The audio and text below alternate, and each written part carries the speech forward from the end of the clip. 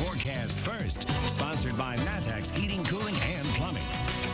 After a nice sunny day today, for a lot of us, we're going to see more of it over the next few days before things get more active with our next system getting here by Thursday. But in the meantime, though, as you can see from our current conditions, not too bad out there. We've got our Casey Summers weather camera up from Mattoon and a roofing dog on it with some light snow still in the parking lot. Temperatures there coming in at 26 degrees, 31 though in Lincoln, and 30 in Springfield, Decatur, as well as Taylorville. So temperatures pretty mild still in some spots for February standards at this time of the day. Lower 20s kind of everywhere else. Winds are out of the northwest right now between about 5 and 15 miles an hour. And so as we go into our planner for tomorrow, you're going to see that we've got partly cloudy skies. Temperatures once again back into the low 30s, and we expect that for the next few days. WCIA 3 News starts right now. Now on WCIA 3 News. To fix the future, you first have to learn from your past, how that could help bring equity to one city. Plus, there's a new plan that could mean changes to what your child learns at school. But some at the state capitol say it's putting activism over academics. And animal control officers don't usually get a lot of praise. Why that isn't the case tonight. You're watching your local news leader. This is WCIA 3 News at 10. Action speak louder than words. The words are beautiful, historic, truth, but we need to add on with action.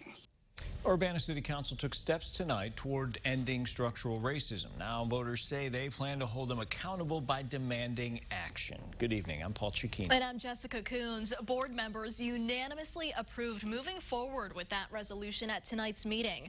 WCIA3's Jen Lask listened to the meeting. So Jen, how was this resolution put together in the first place? Jessica, Council member Sharice Hersey began working on this last summer with help from the Urbana Free Library's archives team. The goal was to shed light on a painful past in order to create a more equitable future. Equity is, I think, even maybe more important than what we call equality. Councilmember Sharice Hersey's resolution says in order to move forward and achieve racial equity, we need to recognize the history of white supremacy in Urbana, dating back to the first white settlements. The Champaign County Historical Archives has the history of our community here going back to the beginning days. The impact of that history can be seen and felt today. The Ku Klux Klan operated out of the former Illinois Theater on Springfield back in the 1920s, drawing crowds of thousands. That site now houses apartments after the theater burned down in 1927. The resolution also highlighted housing discrimination that led to Black citizens being systematically and illegally excluded from white neighborhoods. And it detailed the lack of employment opportunities for Black professionals. Urbana Free Library Executive Director Celeste Choate says it's important for the city to know that history. It helps people be more aware of the community in which they live or work, and where we have been and what work we might need to do to move forward together to have a more equitable and welcoming community. Community members say they don't want to focus on just the past, but also on policies moving forward. They questioned why the resolution doesn't outline specific actions to be taken. Making anti-racism proclamations and resolution could be viewed as political posturing unless accompanied by specific policy action. Councilmember Mary Alice Wu, who helped Hersey create the resolution, had this to say in response. I hear what everybody is saying in terms of action, and I don't think that this resolution was originally crafted as an action document in terms of specific policies, but really we're looking at the entire system. The Champaign-Urbana Public Health District has also declared racism a public health crisis. Back to you. All right, Jen, thank you so much. This resolution highlighted racial discrimination that has continued to this day. It included the U of I's former mascot, discrimination against immigrants from Asian countries by local transportation companies, and disparate outcomes in traffic stops for Black people. New changes could be coming to classrooms in Illinois public schools. The State Board of Education is pushing new rules to promote culturally responsive teaching. It would include ideas and perspectives outside of the, quote, dominant culture. The Republicans argue this push prioritizes activism over academics. Our Capitol Bureau Chief Mark Maxwell has the story from Springfield. The State Board of Education wants teachers to take a more sensitive, inclusive approach to matters of race, gender, and sexual orientation. But after some public pushback, the board modified those rules to remove any language that might be, quote, perceived as political. Now, the rules say culturally responsive teachers and leaders understand there are systems in our society that create and reinforce inequities, thereby creating oppressive conditions. And they should know and understand how a system of inequity creates rules regarding student punishment that negatively impact students of color. The new rules would also call on teachers and students to co-create content to include a counter-narrative to dominant culture. Something House Republican Dan Brady argues this could create a new barrier for teachers to get into the classroom. The State Board of Education has lost maybe its priority, maybe its focus, and forgotten that public education lies within the important things that we're failing in. Education, mathematics, reading, sciences, the list goes on.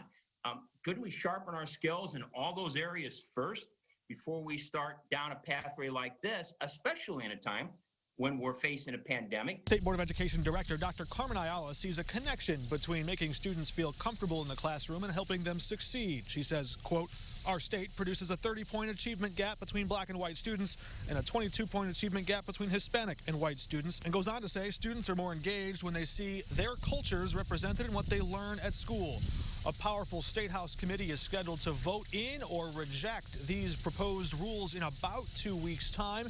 They wouldn't go into effect until 2025. Reporting in Springfield, Mark Maxwell. The proposed rules include several other factors. For example, they encourage teachers to, quote, model digital etiquette and responsible social actions in the use of digital technology. Now, high school and college educators are raising questions about new high school graduation requirements in that bill. Over the next few years, it's set to change high school graduation requirements to include 2 years of a foreign language and increase the number of STEM classes required. This would line up more closely with the U of I's general admissions requirements. Both school superintendents and the U of I's admissions team say the idea is well-intentioned, but could have unintended consequences. While the state may say we want all students to take a computer science class and that class should count for a math class, students who are applying for some of our most competitive programs in the College of Engineering and College of Business are encouraged, when calculus is offered at their school, to take calculus in addition to taking the computer science class. When you add on graduation requirements, you know, kids have to make choices, and I think that they might be shut out from making choices about fine arts and career and tech ed as well. They're also worried foreign language teachers will be difficult to find in the middle of an ongoing teacher shortage. Right now, there are nearly 4,500 unfilled education positions in Illinois. We have new information tonight about this afternoon's shooting in Urbana. It happened at Town and Country Apartments on Kerr Avenue. Police say a 26-year-old man from Urbana was shot. They found him in a car in the parking lot at those apartments. The victim told officers someone approached him, knocked him down after a fight, shot him once, then ran away. The victim said he and the suspect know each other and have argued before. A woman was brutally beaten in her car last week, and another woman is now behind bars. The victim drives for DCFS. She went to Danville to pick up Charmaine Hatley. In dashcam video, you can see Hatley grab the driver by the hair and punch her in the face. The victim was taken to the hospital. She filed a police report with Danville. Police tell us Charmaine Hatley was arrested and remains in custody.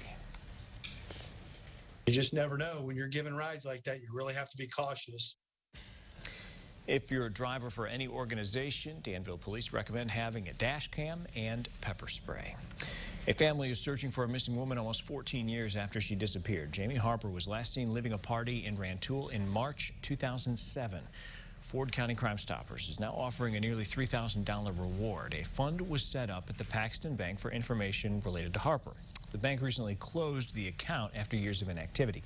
Now, Ford County Crime Stoppers is putting that money in its general fund. The village of Argenta is warning people to lock their doors after a reported break-in over the weekend. Village officials say a group was seen late at night in people's backyards and around sheds. If you see or hear anything, you should call the Macon County Sheriff. Last week, the Moultrie County Sheriff's Office dealt with more than 10 break-ins.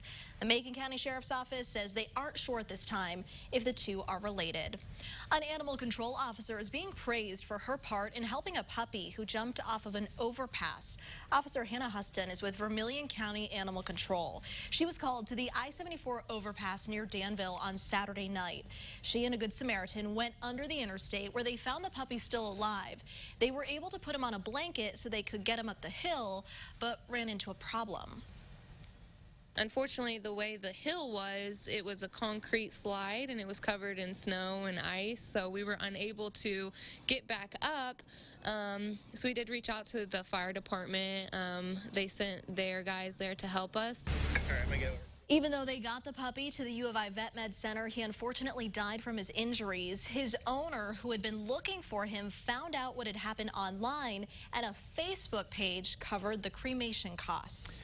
Switching now to the latest on the coronavirus. The state entered territory today it hasn't seen in months. The positivity rate is now 4.9%. The last time it was that low was October 10th. But there are 2,300 new infections. 16 more people died. The last time fewer than 20 deaths were recorded statewide was November 9th, when 14 people died. State set a new record for the number of vaccine doses administered on Saturday. Almost 37,000 were administered. Weather upended progress Sunday when only 14,000 got the shot. Vaccine appointments are booked this week in one county, but more are opening in another. Macon County's appointments are full for people who fall into groups 1A or 1B.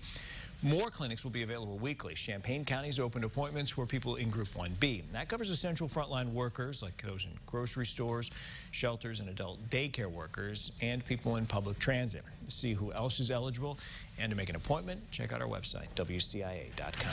2 Illinois basketball players keep landing on radars. What important list they've been named to. Plus, it's an idea for putting empty land to good use, how it's helping the homeless. And Jack, we are looking at some cold weather coming for us after all the snow. After all the snow, we've got a couple nice days, then a few systems come through, and then we're talking about really cold temperatures for the weekend. How cold? Still kind of up in the air, but we have a general idea what we think it's going to be, and it is going to be pretty cold. Today, though, was not that bad. After the sunshine came out, our high temperatures were pretty close to normal, coming in at around 32. But coming up, though, we will talk about these systems as well as the colder weather that should be here by the weekend after the break.